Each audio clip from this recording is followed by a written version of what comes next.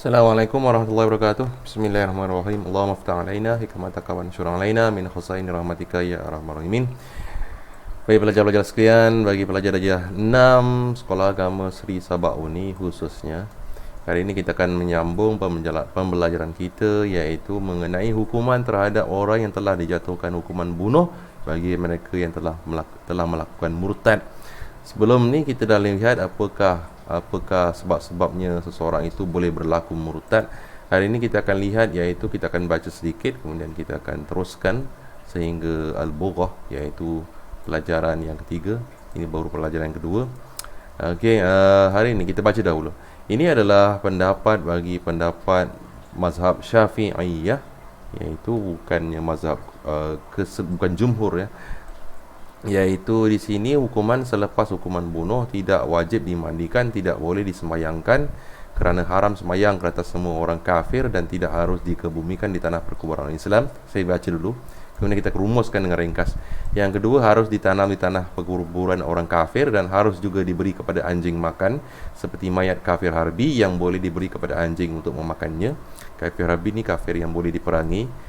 Kemudian hukum anak kandungan itu, anak yang berada dalam kandungan sebelum salah satu ibu atau bapanya murtad adalah hukum Islam atau Muslim kerana anak tersebut terhasil semasa ibunya masih beragama Islam. Murtad salah satunya tidak memberi kesan keislaman kepadanya. Yang seterusnya, anak dalam kandungan ketika ibu bapa murtad, anak yang terhasil ketika ibu bapa murtad tetapi salah satunya masih beragama Islam di peringkat usulnya, di peringkat bapanya yang boleh dinasabkan kepadanya. Maknanya masih lagi dibolehkan bin lagi.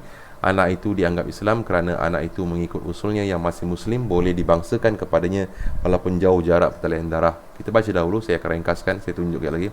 Seterusnya, bahagian anak ya.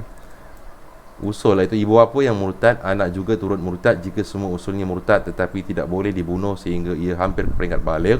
Apabila ternyata telah baligh, hendaklah disuruh ia bertaubat kembali kepada Allah. Jika ia bertaubat, nyatalah hukumnya iaitu dia kembali kepada Islam. Jika enggan, hendaklah dilaksanakan hukuman bunuh. Jika salah satu daripada usul menjadi murtad dan seorang lagi kafir, maka anak itu dihukumkan kafir.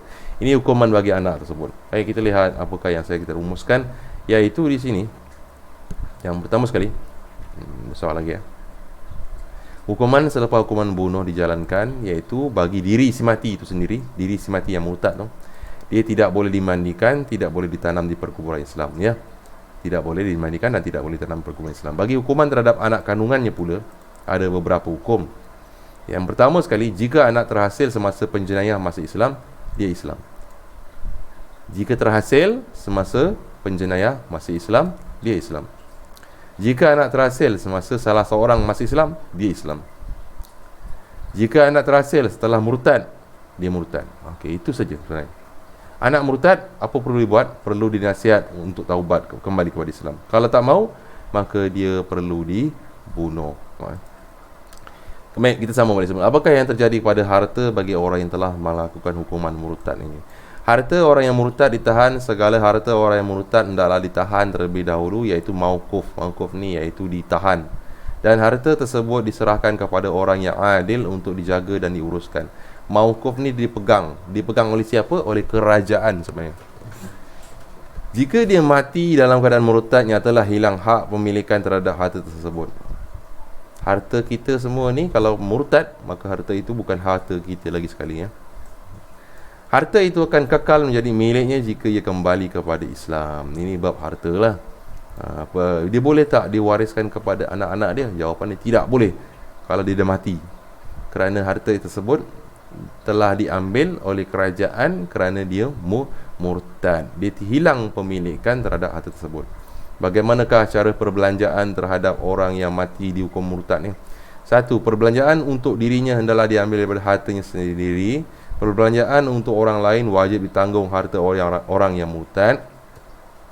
Kemudian dibayar hutang orang murtad yang dibuat sebelum murtad daripada hartanya.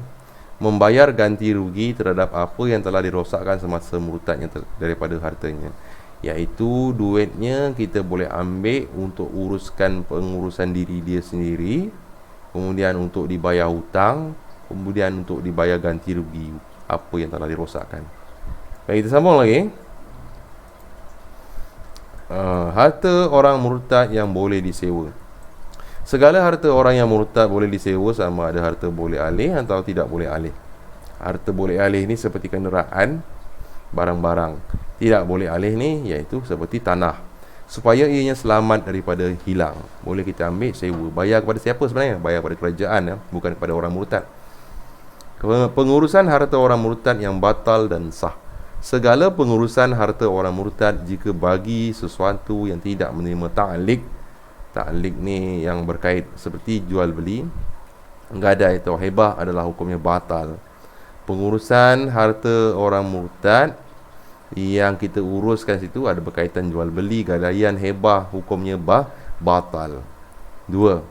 Jika sesuatu yang menerima ta'liq seperti merdeka, tadbir dan wasiat, hukumnya terhenti ke atas keadaannya berikut. Ini cerita kalau ada wasiat tentang harta ni, maka dia tersangkut di situ. Okey.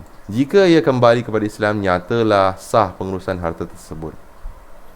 Wasiat, tadbir ni pengurusan. Wasiat ni kita berikan pesanan di sini, ada pengertian. Ta'liq digantung, hebah diberi, tadbir tuan hamba, wasiat pesanan. Ta'liq digantung sesuatu perkara kepada perkara yang lain. Hebah pemberian kurniaan secara sukarela. Tadbir tuan hamba menggantung merdeka ke atas matinya. Jika aku mati, engkau merdeka.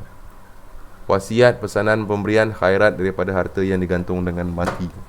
Ini kalau kita nak buat ringkasan apa makna ta'liq. Ta'liq ni digantungkan. Hebah diberikan. Tadbir tuan hamba menggantungkan kemerdekaan hamba. Wasiat pesanan tentang harta. Jadi semua ni wasiat ini akan tergantung. Okey. Kalau yang terbatal, jual beli, gadaian, hebah. Sambung di bawah, syarat pelaksanaan hukuman murtad. 1. Ini kita tengok orang tu, dia kata kita hukumkan murtad, maka kita nak tengok syarat dia macam mana pula. Mukallaf ialah seorang yang mempunyai akal sempurna dan baligh. 2. Telah diberi nasihat dan diminta bertaubat dan diberi tempoh masa untuk bertaubat. 3. Disahkan telah murtad oleh mahkamah syariah, sama ada dengan pengakuan sendiri atau keterangan saksi yang adil dengan memenuhi syarat saksi. Ini macam mana kita nak laksanakan hukuman murtad ni? Yang pertama, dia mukallaf. Garis mukallaf. Ini pelajaran dari 3 ni. Mukallaf ni orang yang menerima tanggungjawab. 2. Telah dinasihat. Gariskan, telah diberi nasihat untuk taubat. 3.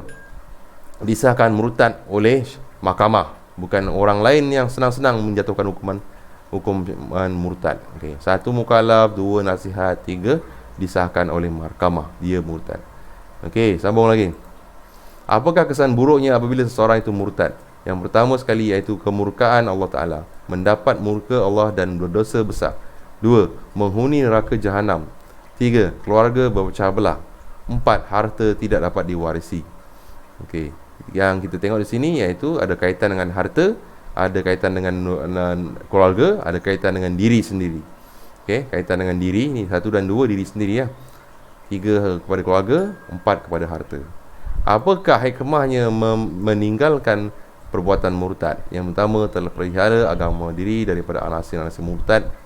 2. Nasab keturunan dapat dijaga dan terpelihara. 3. Terselamat dari azab neraka. 4. Hubungan kekeluargaan akan terjalin utuh. Jadi kalau ringkaskan, terpelihara agama, keturunan pun dapat dijaga, terselamat daripada azab neraka, hubungan kekeluargaan terjalin utuh. Apakah yang kita pelajari pada hari ini? Ini dah habis dah. Kita pelajari ini iaitu tentang hukuman kepada orang yang telah dijatuhkan hukuman bunuh kerana murtad, tentang anak dalam kandungan apabila seseorang itu murtad, tentang harta orang murtad hendaklah ditahan, bagaimana pula perbelanjaan untuk pengurusan, kalau diri sendiri macam mana, kalau untuk tanggungan dia macam mana, hutang dia macam mana, ganti rugi dia macam mana. Kemudian kita telah pelajari tentang pengurusan harta yang batal dan sah. Batal iaitu jual beli terbatal, hebah terbatal, kemudian tertangguh apa dia? Wasiat dan tadbir. Kemudian syarat untuk melaksanakan hukuman murtad, mukallaf, diberi nasihat, dan mahkamah syariah telah menjatuhkan hukuman dia murtad. Kemudian kita telah mempelajari iaitu kesan buruk murtad dan apakah hikmahnya kita meninggalkan murtad. Jadi pelajar-pelajar sekalian, semoga ia bermanfaat. Mungkin video ni agak susah ataupun penerangan yang agak susah. Jadi cubalah baca buku ni balik semula untuk memahaminya ataupun ulang-ulang balik semula mendengar. InsyaAllah saya doakan supaya kita mudah faham dan mudah ingat. Dan semoga berjumpa lagi. Assalamualaikum warahmatullahi wabarakatuh.